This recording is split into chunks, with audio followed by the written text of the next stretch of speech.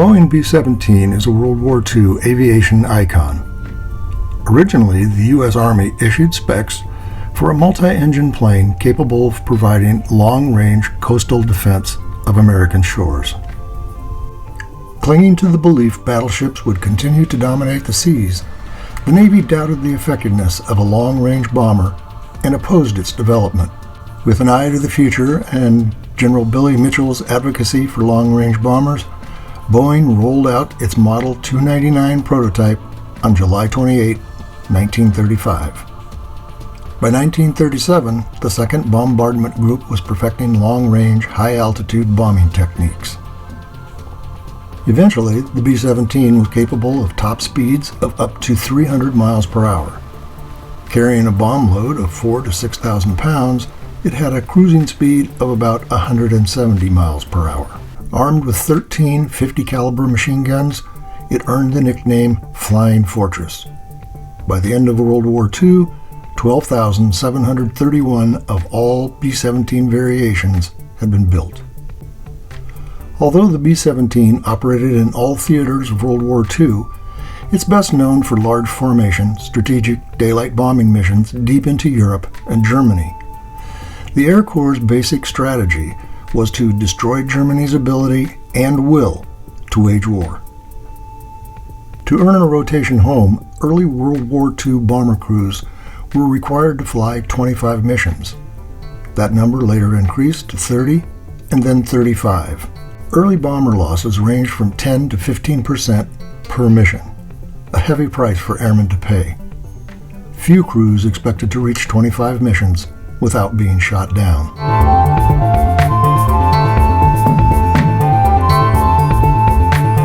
Their typical mission day began with a briefing on the target, the logistics of forming up, getting to the target, and returning home again. About a half hour before taxi time, crews gathered together and waited for their ride to their loaded B-17. When the jeeps arrived, they climbed in and were driven to their waiting aircraft. Mentally, they may have been asking themselves, "What am I doing here?" Fear and anxiety were common traveling companions on the short, sobering jeep ride to their plane.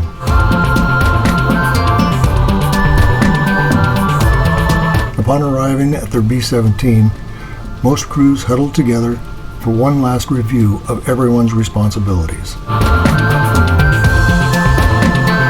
Upon arriving at their B-17, most crews huddled together for one last review of everyone's responsibilities. Individual feelings dissolve into being part of the crew. Every member had a job to do. Making it to the target, delivering their bomb load, and getting safely home depended on the entire crew protecting each other. 10 guys, working together as a team, defending the fortress. After their pre-flight meeting, the crew embarked the aircraft, checked their equipment, and moved to their appropriate positions. As the crew focused on the job at hand, thoughts of the outside world slipped into the subconscious. Each B-17 packed their 10-man crew into the narrow fuselage, along with bombs, extra ammunition, oxygen bottles, food, and other equipment needed for the perilous journey. After making sure everyone was in position and all control surfaces were functioning properly, the captain fired up the 4 Wright R-1820-97 1,200 horsepower Cyclone 9-cylinder, air-cooled, single-row, radial, turbocharged engines.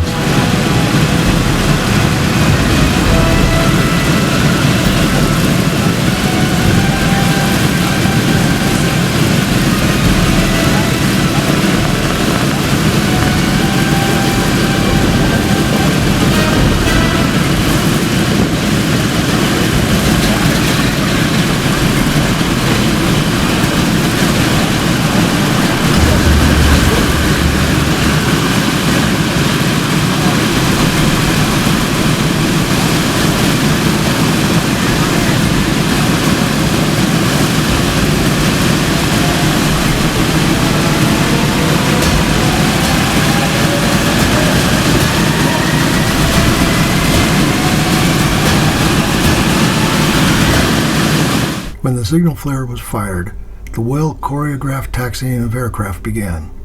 The Methodically moving along in bending lines, one after another, they slowly reached the takeoff position.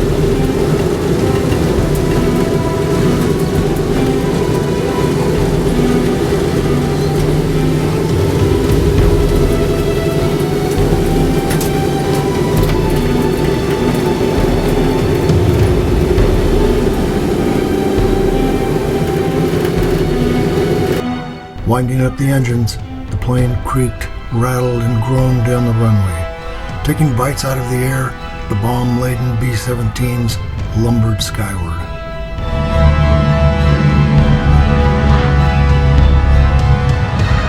Once airborne, they proceeded to the assembly point, where they often met up with hundreds of other bombers, all bristling with .50 caliber machine guns. Intent on providing maximum protection against attacking fighters, 4 bombers would assemble into a square. Flying at different altitudes, the squares merged into a large massed formation designed to deliver maximum impact on the target. As each square moved to its assigned position in the formation, the crews settled into the routine of their assigned responsibilities. They kept a cumulative eye out to avoid mid-air collisions. Cruising at altitudes ranging between 20 and 29,000 feet in unpressurized fuselages with no heat, the crew wore bulky electrically warmed flight suits, gloves, and oxygen masks. The turbo superchargers allowed the engines to compensate for the thin air at high altitude and enabled them to operate at maximum power. However, it did not eliminate the constant drone of the powerful engines. An average mission could last 8 to 10 hours, and a veteran crew appreciated the sound of all 4 engines running smoothly.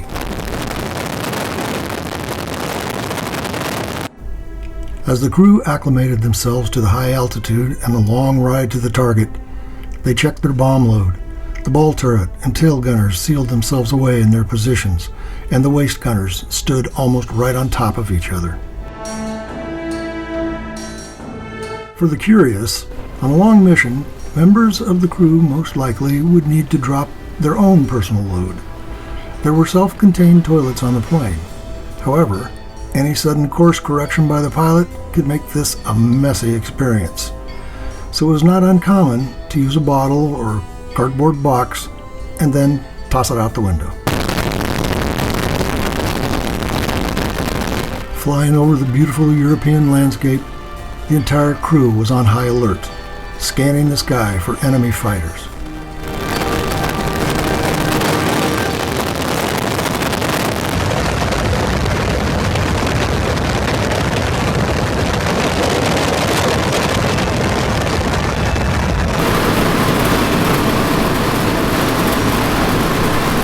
The German Messerschmitt Me-109 fighter had a flight time of about 90 minutes, takeoff to landing. Another German favorite was the Focke-Wulf FW-190, with a top speed of over 400 miles per hour and a range of about 500 miles. Both were formidable opponents. Fighters at 6 o'clock. German fighters would appear almost out of nowhere, looking like dots in the sky. They approached at high speed, firing machine guns, small cannons, and even rockets. They were small, elusive targets for the B-17 gunners, who had only seconds to target and fire at the fighters. These fighters passed through the bomber formation, wreaking havoc. As quickly as they appeared, they vanished, only to reappear again for another pass. Fighting them off from inside a B-17 could seem like an eternity. Coming in, diving out, Chief. B-17 in trouble out at 2 o'clock, watching. Got an engine on fire.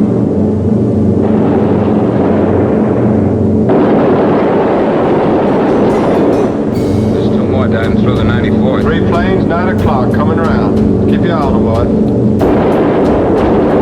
Coming around to 10. Watch them, Chuck. Keep your eyes open. They're breaking at 11, breaking at 11. I got him. I Got see those 2 him. at 2 o'clock. Watch them, Scotty. I got my sights on him. Check that B-17, Chuck, 3 o'clock. Motor smoking. Fighters, 10:30, coming around. Those 1030 upper or lower. Most industrial areas, rail yards, and cities were protected by anti-aircraft guns. Once the target area was reached, the enemy fighters backed off. The anti-aircraft crew's weapon of choice was the 88mm flak gun. They fired exploding shells, detonated by a fuse. The fuse could be set at different lengths, causing them to explode at different altitudes. With a maximum ceiling of 32,500 feet and using a fire control system, German anti-aircraft gunners could lay down various patterns of fire and hit several bombers rather than aiming at a single aircraft. Now it was time for the bombardiers to get to work. B-17s were equipped with the famous Norden bomb sight. It was said a bombardier using the Norden sight could drop a bomb into a pickle barrel from 20,000 feet. For the system to work properly, the pilot had to turn control of the plane over to the bombardier. The Norden bomb sight was linked to an autopilot system. This maintained the plane's speed, course, and altitude, while the bombardier used the sight to calculate the precise time to release the bombs. With flak exploding all around them, the entire formation had to hold their position while they made their bombing run. They went from being a flying fortress to being a sitting duck. He must be good. Every other ship in the group will drop its bombs when he drops his.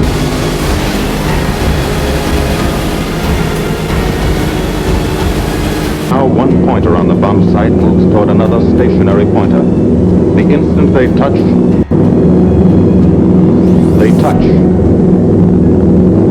bombs away.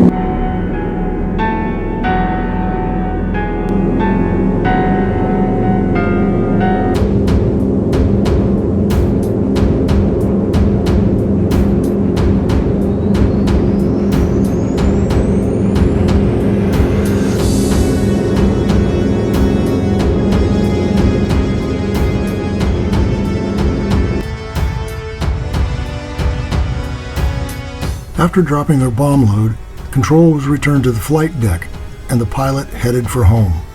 Continuing to stay in formation for protection, they had to run the gauntlet of enemy fighters again.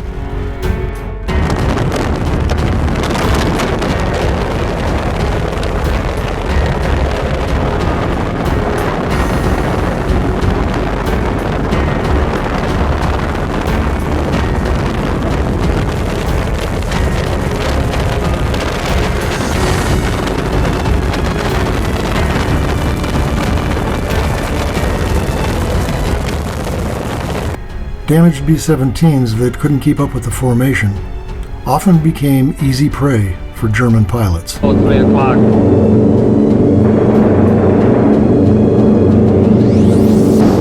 Come on, you guys, get out of that plane. Bail out. There's one. He come out of the bomb bay. Yeah, I see him. There's a tail gunner coming out. Watch out for fighters. Keep your eye on them, Bill. See any parachutes, Quinlan? Parachutes open. Flag at 9 o'clock.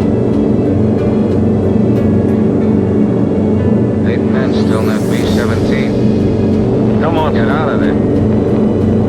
Just 3 more shoots. Flag, 11 o'clock. Fighters, 6 o'clock. ME-109 at 3 o'clock. Keep after him, would you? I see him. I'm on him. Come on, you.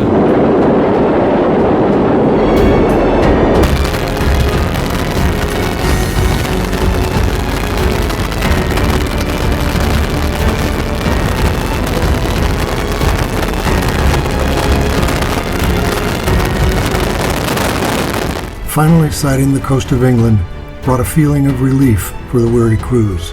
Their final challenge was getting the plane safely back on the ground.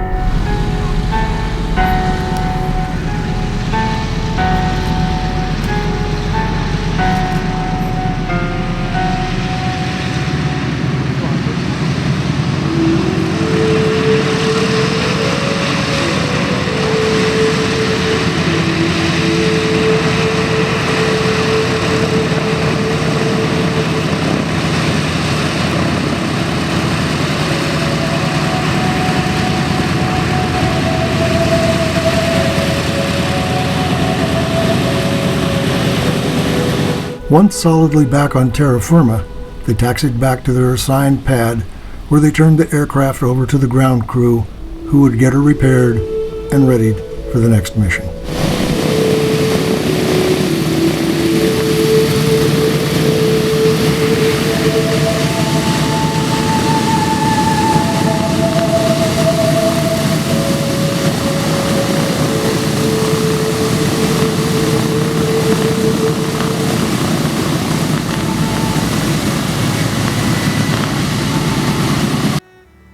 Hi, I'm Mark. If you're seeing me, thank you for watching our video. Now we are asking for your feedback. Please send us your comments, suggestions, and any questions you may have. Use the email address on the screen. We promise to get back to you. Thanks again for watching.